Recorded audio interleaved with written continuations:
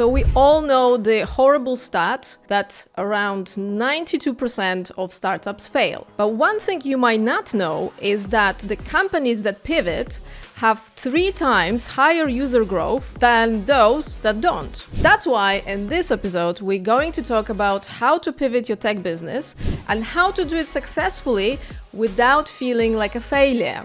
Okay, let's dig in.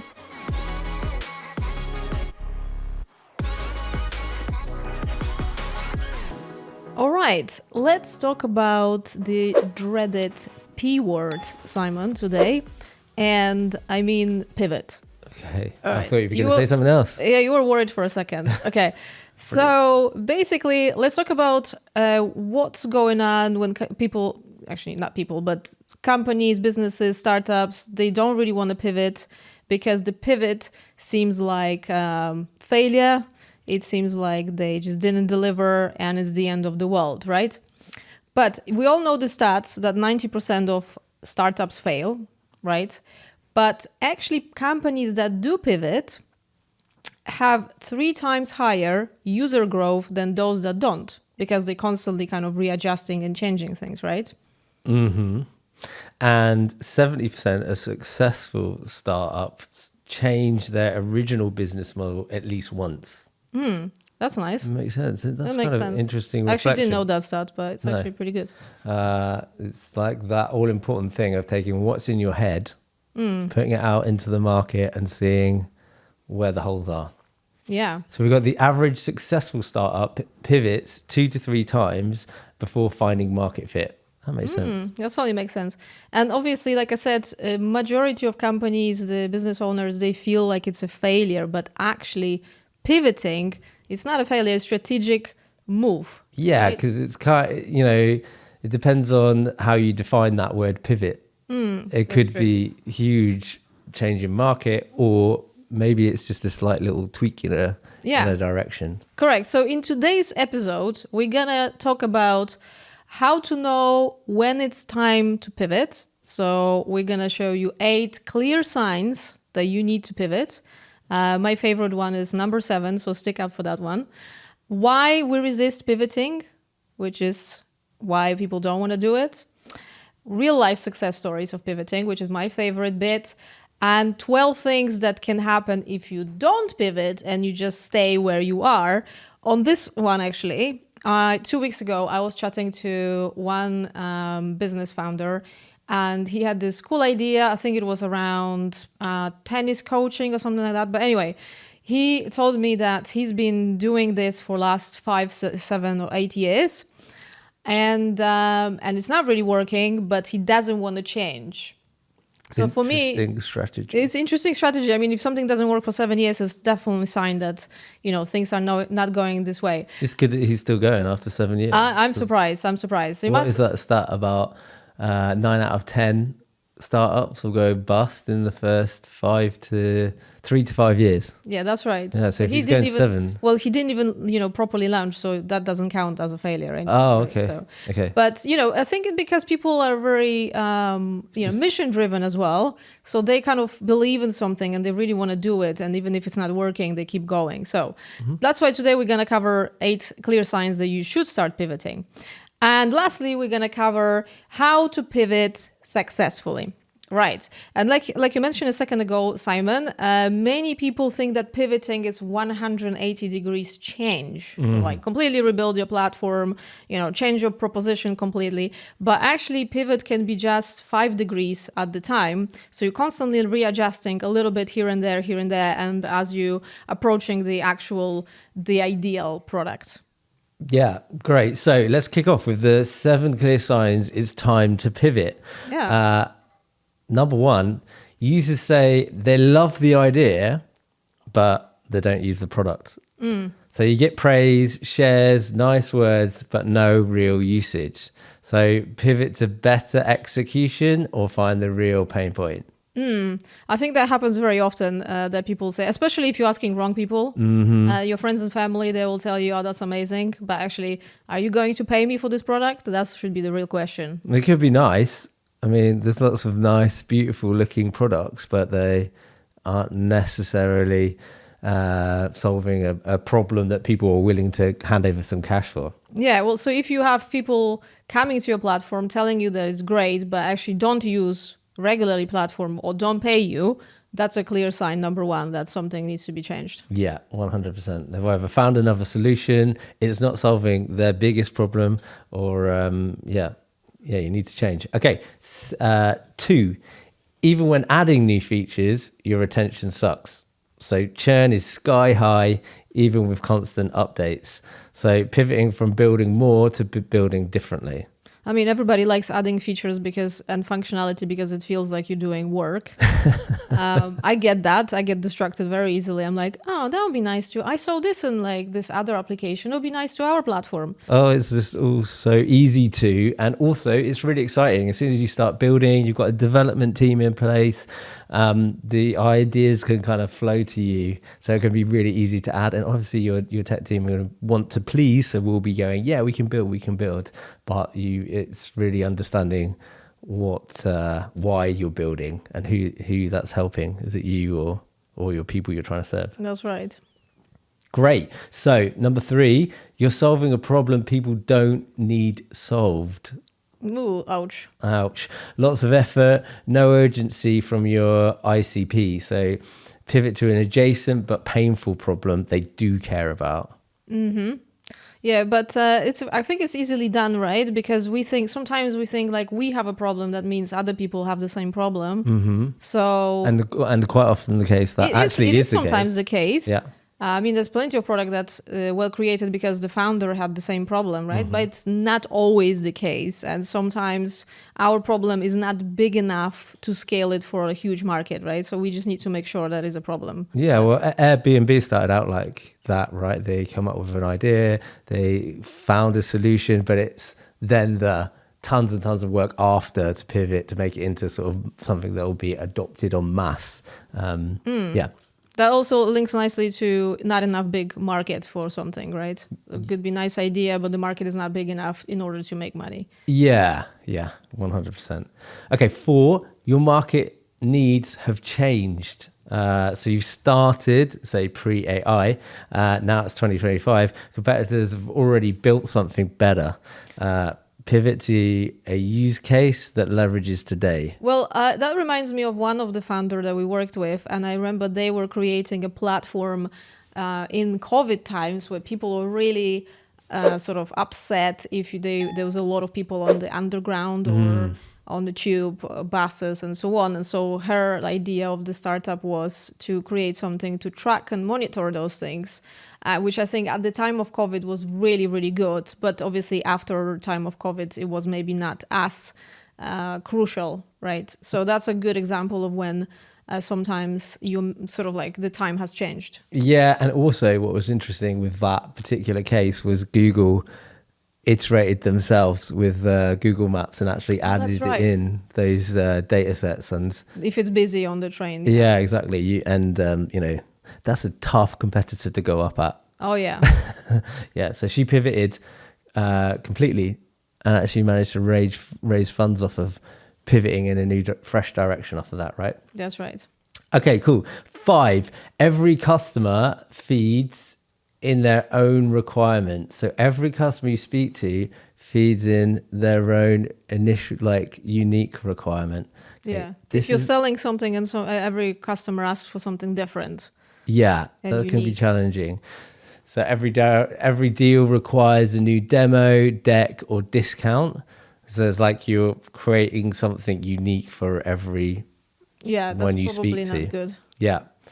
So you've got to pivot to prioritized solutions that scale. Yeah, so find the pattern across all of your customers and create something, that's not going to cover everyone. It's going to cover like 60% of all of your customers, but it's actually scalable and you don't have to change all the time for each of them. Yeah, that's possibly a reflection that actually you're doing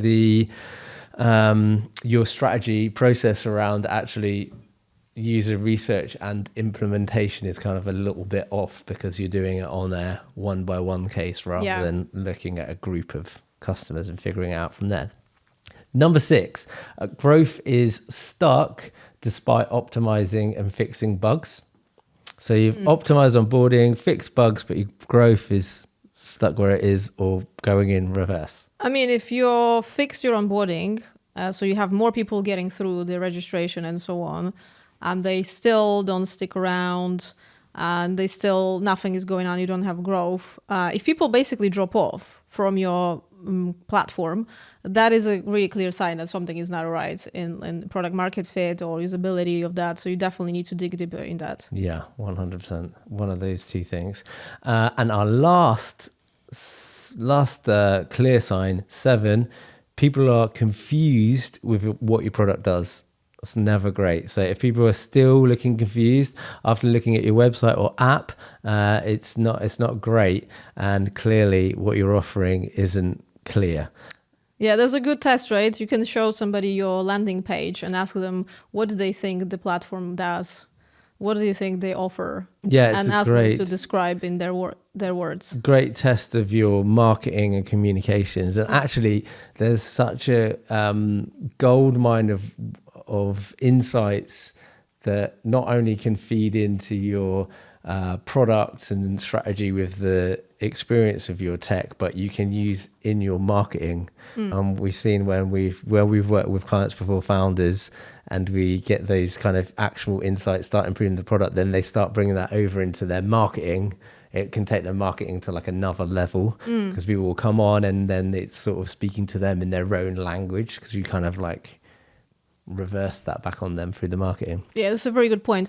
I think one of the biggest mistakes the companies and founders make when they bring new people to their website and testing if something makes sense is before doing so explaining what the website does. Yeah. Ideally, you just don't explain anything. Yeah. Get somebody who hasn't seen it before and then throw it in front of them and ask them what do they think it does. I think it's such a lost opportunity there. So I encourage, if you're watching this or listening to this and you want to get like better understanding if it's clear what your business actually does, try that, throw it in front of people who actually haven't seen that before.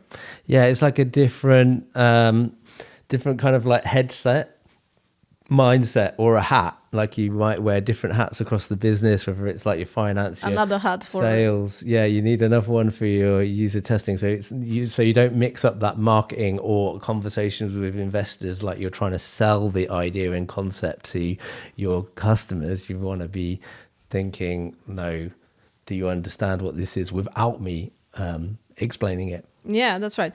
Okay, let's move on to why businesses resist pivoting. And it's I think it's very normal. I mean, it's like human thing, not wanting to change stuff, and you kind of like already on trajectory to do something. You're getting excited about this for a very long time, and then suddenly you're like, oh, you need to change. So I think number one reason why businesses don't want to pivot is something called sunk cost fallacy. Thank God I read it correctly. Anyway, so this is more about if you already invested 2 years or like £100,000 or dollars in this direction, you don't really want to change that because you sort of committed to that direction, right? But the reality is that the future potentials matter much more than past investments, time or monetary, right? So once we sort of committed to something, it's really, really difficult to change. Yeah, and that is the challenge with like jumping straight into the build. So the build cost can escalate really quickly, and when you haven't got clarity on who it is that you're serving and their problems and the needs and the parameters in which you want to solve those problems, the conversation with tech is like, should we do this with this feature? Okay, cool. What are the requirements of this feature? Well, they could be anything or anything. Anything and everything, spit it out.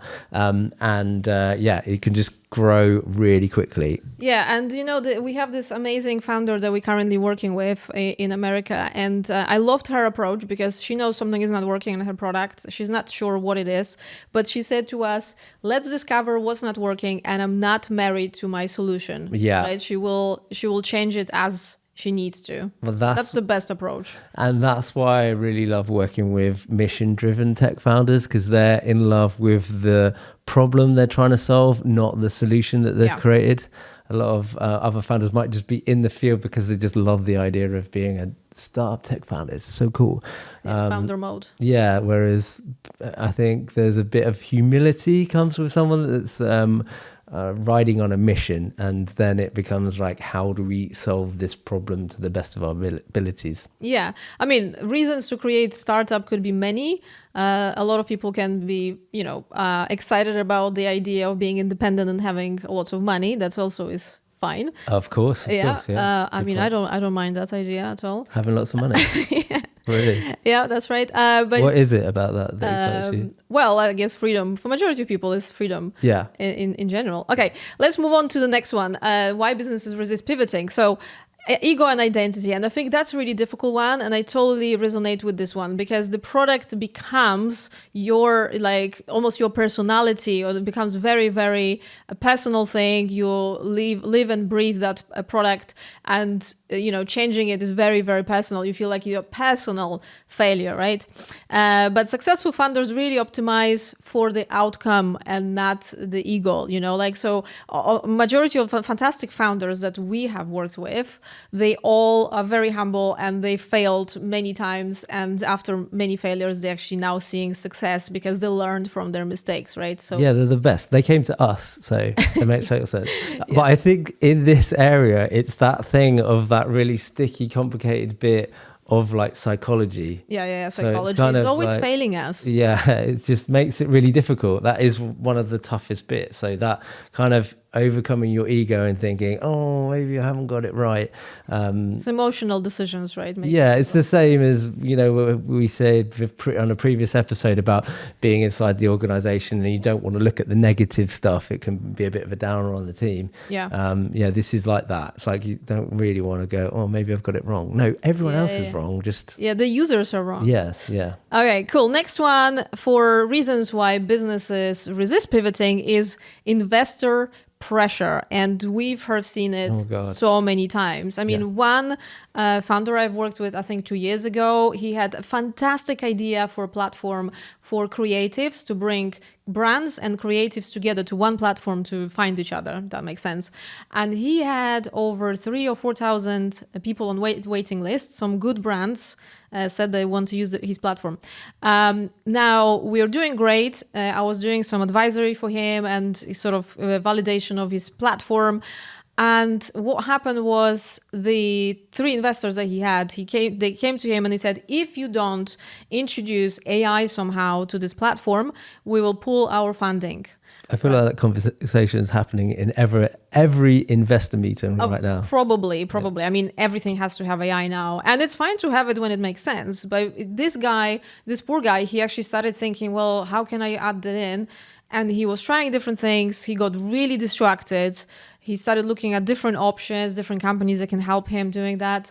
And the result was that he lost focus, spent money, and actually that platform never actually launched. So really being careful with that pressure and sort of always asking yourself, is this addition going to make any sort of valuable change in my user's life? Yeah, I really feel the pain on that one because, can be an expensive hobby making technology, and if you're looking for investment, it can be, I can see how people would easily get steered down that road of, oh, okay, I need to do this because this investor has said this. But I think that's why it's quite a really good, strong, solid strategy to find a problem that you genuinely love, either experienced yourself and want to improve and make a change, or feel strongly about it in general. Yeah, exactly. And because then you've got your target, your direction and where you want to go, and you're not going to be leaded too much from investment. Yeah, and number 4 of reasons why people don't want to pivot is fear of starting over. And we kind of briefly touched on that, but it's not really starting over. If you do the pivot, you have your team already, you have your learnings, technology, and often customers. So it's definitely not starting over. It's not starting from zero, okay? Number 5 is perfectionism. And what do I always say? The perfect is enemy of good. Yeah. So trying to... You will always say that. I do. I often say that. Yeah, I know. I agree with you. So my approach, I mean, this is my personal opinion, is better to start doing something than actually waiting until something is perfect. And sometimes I think a lot of companies think that they, just need to execute better and do it better and make it perfect, and then they will start working. But if you've done even MVP, like a minimum viable product, and you see signs that it's not working, that's probably a good time to start thinking about slight pivoting. Again, not 180 degrees, but like small changes. Yeah, I mean, that part of that mindset of, well, we have to actually build something is almost a little bit along this line of perfectionism, where you can get really close with a tidy prototype and stick that in front of somebody and it be loose. Prototype from scribbles on a paper, loose bits of paper, all the way to something like kind you of like prototyping on paper. Yeah, whatever works. Whatever works, yeah. Whatever is the quickest and cheapest. Uh-huh. Okay, last one. Really, the reason why, and this one is very difficult actually to overcome. Majority companies have resistance in the team. So whether you're a big team or a small team, even if it's two people, if you have a resistance from your co-founder to make a change, it's going to be a big obstacle, right? I've heard so many conversations where, especially developers, they really I understand where they're coming from, because they constantly are pulling different directions in terms of oh, now we need to code this and now we need to code this and stuff like that. So if they don't have any proof that this direction is good, they probably will be resistant. And that comes back to a topic that we spoke about on some other episodes about user feedback. If you have user feedback and user validation that your new direction is actually going to work, then it's much easier to get everybody on board. Yeah, 100%. And alignment of team and team psychology, whole nother episode coming up on that one. Oh yeah, that's coming up, yeah. Yeah, cool. Okay, so let's have a look at some real life stories of different pivots. So we've got two actually, which are pretty amazing examples. So the first one, like a complete strategy change, Slack. So it went from gaming to chat. I had no idea that was the case. I didn't even know Slack was gaming. I would have even been interested to see how that worked. But yeah, it sold to Salesforce for 27.7 billion. Ooh, nice. What a monster. I mean, yeah, they're not going to have regretted that pivot. So then the other example we've got is market-driven pivot of Instagram. So from a location app to photo sharing app. Oh, that's an interesting change. Acquired by Facebook for 1 billion. Also nice, because I know they were a really small team as well. So I think they probably made a lot of money, each of them. Yeah, I'm not sure. I want to say 5 or 6 of them. I have no idea. And Mark Zuckerberg bought them because of the competition. They were Facebook was hemorrhaging users, and they were slowly kind of drifting over to Instagram. So yeah, that's a good move from them. Yeah, he was just buy them up. Smart. That's what happens. Big corporate. Love it. I mean, we have a list of this could be endless stories about really successful pivots, right? But let's talk about what actually happens if you don't do the pivot, right? Because that's the thing. Some of the founders, like I mentioned at the start, this poor guy, he was so demotivated to do anything. So one of the things that will happen, obviously, you will burn through the cash with no progress, and probably users drop off and forget about you. Then another thing you have is actually opportunity cost. And that's a really big one, because I'm thinking about constantly that founder who was working on this useless really product. But what he could be doing instead, he could be using the money and energy on working of something that is really good. Yeah. Because he had the money and time and energy for that, right? So that's the lost opportunity cost, let's say, right? Yeah. Another thing that could happen is slow death by mediocrity, and that you build lifestyle business that never scales and burning years of incremental improvements and nothing really is happening. And there's so many products like that. They kind of working, but not really to 100%. So they kind of a lot of founders that come to us, they making, let's say, 20-30 grand a month, but they can't really scale. They can't go any further. So they can't really maybe retire or do anything with that. So that's a kind of slow death by mediocrity. Sometimes looking at your competitors for strategy and features, and then copying is like a sort of destined route in down that road, because you're kind of not making anything that's differentiating you for other platform if you just end up copying your competitors. Yeah, that's right. Anyway, next one, what can happen if you don't pivot on time is that your team is going to leave, right? Because if you're working for I would feel very demotivated. If I was working on something that doesn't do anything and people don't love it, I would be just like, I'm gone. So if you're working on something that's not working and you still have your team, very lucky. But you can feel it like from the top down, people will get frustrated and a bit heated over not getting the results that they feel like the team deserves, because you're working hard, so why would you not be getting those results? And you don't see any money, right, as well. That's very annoying. And another thing is the investors really lose the confidence, right? If you've been dragging forever and you can't produce anything, they're just losing confidence and just gonna not give you more money. Yeah, they want their money back, their return on investment. Exactly. But I guess they're used to them kind of dying. I think they say that the average investor or VC, they invest in 10 companies because they know only one will return money, right? Yeah. So they kind of should be all right for time. But you have still to be going to be careful poking you. It's still be poking you. That's right. Okay, another one is market window closes. So the problem you could have solved gets solved by somebody else, right? So if you're not pivoting and not adjusting, you become basically irrelevant, which is quite a sad word. Yeah, this is an interesting one. I've always think that there is room. If you're solving a real problem. Positive.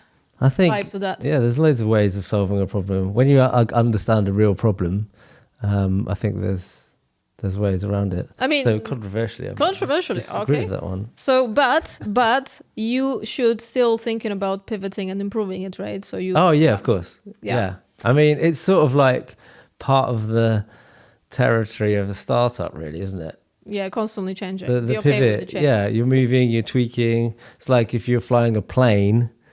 You're not going one line when it's on autopilot. It's like sort of tweaking and adjusting, and you're going one direction then another. I'm sorry. I think it was my story that I told, and that wasn't the plane. Excuse me. Are you kidding me? That was your story. That was a boat. A boat. If you're There's a plane. Autopilot on the plane. No, on the boat it makes more sense because you're on the boat. You know where you're going, but you need to constantly readjust because the waves push you different directions. It also happens much on the better plane. metaphor, I'm telling you. Yeah, okay, yeah, I believe it. Cool. Next one to bear in mind is founders burnout, and that is a real thing. I used to think it's not a real thing, but it is. Yeah, that's crazy. Like the entire world, marketing, media, social media is like hustle, hustle, hustle. Yes, just like run yourself into the ground and don't stop, and then you'll win. No. Yeah, I mean, it's like for some people it works, right? It depends on your personality. And we have a couple of clients at the moment who really, really burn out. And I think some of them really struggle with sleep. You really struggle with diet because you're constantly busy. Health is getting neglected. Relationships are getting neglected, which I really care about. So it's a real thing. And sometimes it's because you're pushing through you're pushing up the hill, right? Because you don't want to pivot at all. Yeah. Everything because it becomes easier when you start building something that really like resonates with the market. Yeah. For me, I'm on the other end of the spectrum. It takes me a while to get like wound up to get moving. So I have to have everything in place and be food, moving, exercise, fresh air, all that kind of stuff, and then I'm in the good mindset. Otherwise, I just struggle to kind of stay motivated. So there's no risk for you to get. There's not much risk of me getting burnt out. No. Perfect, love it. Okay, another thing that can happen, which I don't know if I agree with this really, but if we wait for too long with pivoting, the technology can become obsolete, right? And especially these days. With AI or like AI agents and new solutions like popping up like every 5 seconds. Yeah. That kind of could happen, but I'm kind of like on the fence with this one because like you said before. Big unknown, yeah. Yeah, it's a big unknown. And also like you said, if you really care about problem, the technology doesn't matter really. So you will sort of change technology and carry on. Yeah. So I'm not sure about that, but also can happen, right? Depends on your product, really. Actually, we had one client who was doing LLMs kind of based technology 5 years ago. Yeah. And that was making sense and was like very amazing at the time. But today, that technology is available for everyone. So it kind of like became slightly irrelevant. Yeah. So yeah. Okay, last one that can happen if we don't pivot is our brand, and not just company brand, but your personal brand could become slightly damaged, right? So it could be associated with not very good product, like failure and everything. Because basically in the market, I would say, especially in the founders kind of circles and stuff like that, and VC circles, everybody knows everyone. So if you're for a very long time not changing, even though nothing is happening, I think you become the symbol of like, stale product or something like that. That sounds horrible, but you know what I mean. Yeah, well, I think because you said like reviews and feedback online, that's like if you're getting stuff that's negative, that's an opportunity to act on it. But if you just ignore that stuff, what's the point in asking for it? Yeah, that's a very good point. If you're getting constantly really bad, I mean, some companies that I worked with went on like, if they had really bad reviews of their application, what they would do, they actually would relaunch the application and get rid of the old reviews. So then that was the kind of workaround. Yeah, I see that happen. Actually, one of my clients did the same thing. Yeah, you can do that. That's all right if you do a good launch you redo it properly. It makes sense. It's quite a bit of work. But I guess if you're a smaller client and you limited on the feedback, yeah, and it can go the other way, right? They start off with a really great product. I'm thinking of some airlines probably. Yes, I'm thinking of an airline. Yeah. I won't say like which airline. I think it happens to a lot of airlines in general. Had a really great app, had amazing reviews and like hundreds of thousands of them. And then I think they removed their internal outsourced. Yeah. And the app is shocking. It's not one of the best. I mean, I think we're still using it. We are still using it, and it's. But we always complain about it. So my best feature is when trying to download your air ticket. Your air ticket. Air ticket. Your boarding pass. Your boarding pass. Yeah. The one option is to fax it to you. Oh yes, they have faxed it to you. Oh my God, I love that. Yeah.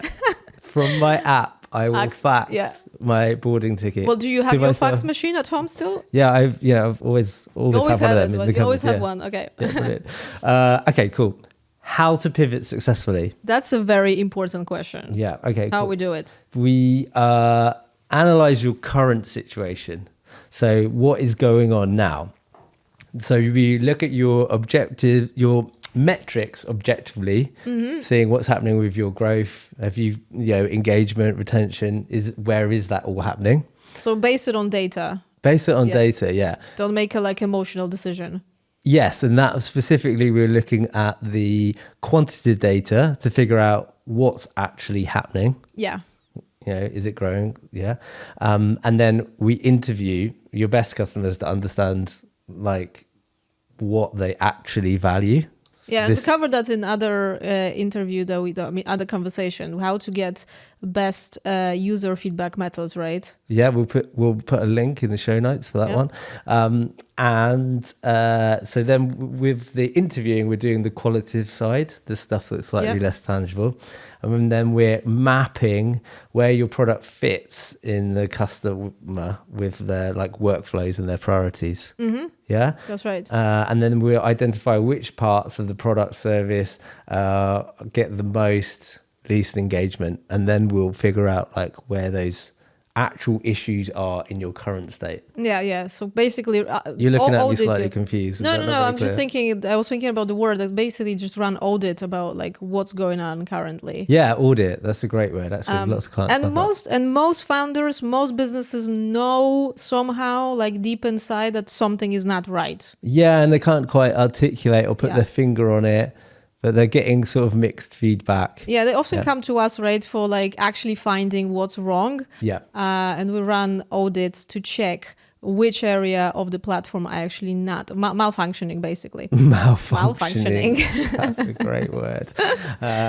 So we're looking at your current state and we're trying to understand, is your like product market fit on right, which we're going to get from some of the interview stuff. And then where we're looking at the actual, the product itself, we're looking at kind of usability, ease of use, how does that all work, along with the data insights to figure out, okay, how do we fix it? Where are the blocks is?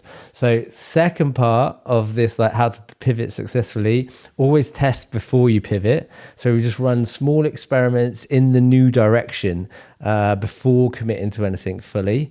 Yeah. So we use like your existing user base to test this new value proposition. I mean, my approach is like test everything before build. Whatever it's pivot, not pivot, just test. But it's just so much more efficient. Yeah, I literally would not spend any money if I was a founder of business before testing something. Yeah. I would not even touch code. When it comes to the product. When it comes to the products, yeah. So you build out the MVPs of the pivoted ideas alongside the current product and measure engagement and willingness to pay for the new direction. Yeah? Yeah, that makes sense. I mean... So we're suggesting there we would build a separate thing, or we replace what we've got at the minute? Well, it depends. It depends how big is the pivot. That's a good question, yeah. Because if the pivot is you changing completely the product, then you can run them side by side. Most businesses, tech founders I've worked with would want to avoid that. Yes, of course, but it's really expensive. Yeah. That's why we're saying test it. So you don't spend that money if it's not real thing that is solving your problem. Now, I cannot tell you how many big clients I've seen spending millions of pounds and dollars on changes that made zero effect, zero. So testing is number one. And then actually whether you test side by side or random side by side is like a decision to be made internally based on the circumstances. Yeah, depending on the size, this is where your A/B testing could come in. I mean, that could do. Like, although I'm not a big fan of A/B testing, but sometimes it's useful. It depends. It depends on how big that pivot is in your MVP change. Yeah. Okay, cool. So we've got our first two steps for the successful pivot. Third one is communicate transparently. Yeah. With your team, investors, and customers. So frame the pivot as an intelligent adaptation, not failure. Mm-hmm. Yeah, which it would be, right? That's right. But I think the problem comes when people don't communicate that and they just tell, let's say, the development team, oh, we're changing this. Oh, let's look at this now. Right? Yeah, providing like the insights as to why things are happening. Yeah. Yeah. Why people like understand the change in strategy. But it all comes back again to understanding users and collecting user feedback. If you have, reasons for your pivot backed up by actual research, then it's hard to say no to, and then everybody gets on board. Yeah, exactly. That's why then it's really helpful. But it depends on what the nature of the environment is that you're working in, because it could just be that you're building stuff off of your founder's latest decision. Yeah, possible. Yeah. So when you actually go through this process and you build up that evidence and the data, and then you start sharing that with people you're talking to, it becomes really empowering and like freeing to go, okay, here's our new direction. Yeah, I mean, I recently spoke to one founder that is working with us, and he said it was very good that we actually had the visual representation of changes and why we're making them based on actually user data. Yeah. So having if you're planning to talk to any stakeholders like your development team, your investors, or anyone who is making decisions, marketing, it's great to have some kind of slides, visual representation of why we're doing, like numbers, like 5 out of 5 people said that they have problems here, for instance, right? We're a big fan of Miro. Oh, Miro, yes. Miro is our opportunity there. Yes, that's right. But Miro is awesome tool for putting stuff together and presenting back to whoever you need to convince to do something. Yeah, exactly. I think that visual representation just makes it so much easier to communicate, particularly maybe the nature of those insights, the qualitative. Yeah. Yes, that's right. Step 4 on the successful pivot, set new success metrics. So to define what success looks like in this new direction, set shorter feedback loops if we can. So what would you say would be good success metrics? Because I always like activation metrics. So how many people after registration go on and do the main task you want them to do. But what would you say could be success metrics in the new world if you're relaunching something? Well, I think it's like the end and all the stages of like key journeys. Yeah. For me, that's what I would be looking at. And you'd hope that a journey aligns with a task or challenge or something that somebody wants to do in that product. And so then the success metric is getting to the end of it, that task being successfully completed. And the metrics in between on that journey is where your fallout and possibly problems within the experience kind of sit. Mm-hmm. So what should be the metric? Like you would say conversion of that particular journey. Yeah, conversion. How many people like come to the end of the journey? Yeah. Yeah. Okay, cool. You're looking at me like that wasn't the right answer. No, there's no wrong or right answer. I'm just wondering. I'm sure there is. No, because I think a lot of people get confused, like what should be the metrics, right? Yeah. One of the founders we work with now, she was asking us what should be the KPIs they should be. Yeah, I think people just overcomplicate it. Yeah. Because you can just collect so much data and metrics on all, there's just like literally once you're online in the experience on the website, your Google Analytics, there's just so much, but you just want to focus in what are the like key tasks and stages of getting that task done. Yeah. And where are people going through that? So for me, I think when it comes to setting success metrics, it's understanding what it is your customer's trying to do. Mm-hmm. And I think that's where people get lost, is they're looking for, they don't understand that. And then they're just gathering kind of data. Yeah, I think there's a lot of vanity metrics, such as how many people downloaded the app, right? Yeah. So that should not be your metric, because you can get lots of people download the app, but it's actually not going to convert to anything.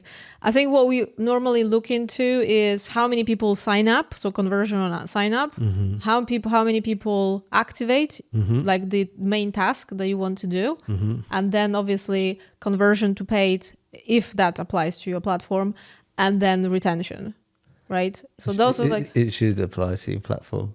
Well, it depends how your platform works, because it could be your monetization could be on advertising, right? So then it's like different. Another social media platform. That's what we all need. Social media platform. Brilliant. Okay, cool. 5. This is the last one on how to pivot successfully. Move fast on validation. Yeah. So once you've launched something new, right? So you pivoted. You give yourself time, right, in which you're kind of observing that experiment. Yeah. You've said 60 to 90 days to see like the strong early signs of that kind of providing improvements. And that can be aligned, if you've got marketing campaigns set up, that can be really supportive of like a new launch and pivot, depending on how big all that stuff is. Yeah. Yeah. Yeah. And also, if you pivoted, you should be prepared to pivot again.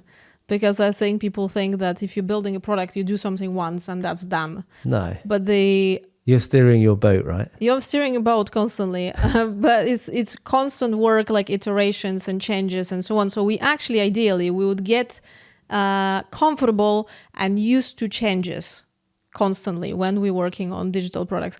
I read somewhere that actually Facebook, they are testing several different navigation sort of functionalities a week or something. I don't know if it still applies or not. It might have been a while back, but they constantly testing things. Yeah, it's the same as Netflix as well. Yeah, Netflix, they do like change covers and things like that. So if we are running a business in tech, we just always need to be okay with changing the direction. All right, that takes us to a summary of our episode.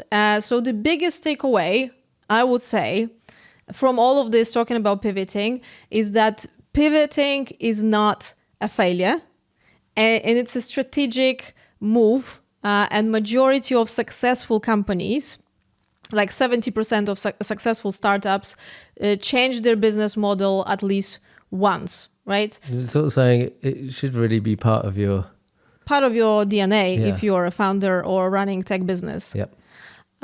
So we talked about the clear signs that you actually need to pivot. So I would say it would be great for you, if you're watching this or listening, to think about those. If you can notice any signs, that you should start thinking about pivoting. And really, resistance to pivoting comes from all this, like you said, psychological blockers, really, more than anything else, if you think about it, right? Yep. You have sunk cost fallacy when we sort of go to one direction for too long. Then identification with the actual product, it becomes our personality almost. But also the lack of direction. So even if we collect some information on what we should do, we're not sure if that's the right direction, right? And there's a lot of fear. But I love this quote that talks about the actually pivoting. And it says, "The best entrepreneurs are obsessed with solving problems, not defining the solution." I don't know who said that, but I love this one. And I think you are also aligning with this. Thank you. Yeah. We are aligned with this. It's like part of the mission-driven thing, though, I think. When you found a problem, often real-world experience, and you're driving to solve that through technology, which is the great power of tech, I think. Yeah, that's a very good point. It's not like you're building a wooden house. You can change it very quickly. Yeah. Right. And speed really matters in pivoting. So give yourself 60, 90 days to validate the new direction, test a lot. Don't build anything that is not tested. And then once it is tested, be prepared to pivot really quickly again. And lastly, and very importantly, communicate the changes. So communicate with your team, the customers, and your investors when you're doing the changes, so that everybody is on the same page. 100%. Okay, so here's a challenge for today. Look at your product and ask yourself this question. And I think this is a really good question. If you were to start from scratch, would you build the same thing? This is great, because I think that this is where the beauty of bootstrapping has like its advantages, because you're really stuck on money and financial impact. So you're asking that question every time you do anything. Yeah. So it could be a real game changer. So if you feel like you wouldn't build the same thing, that's probably a time to consider a pivot. All right. Thanks so much for tuning in today and joining us in Building Great Tech podcast. If you enjoyed this episode and you think that it could help other people who are building great tech solutions, please share this episode, like this episode, and I will see you next time. Me too.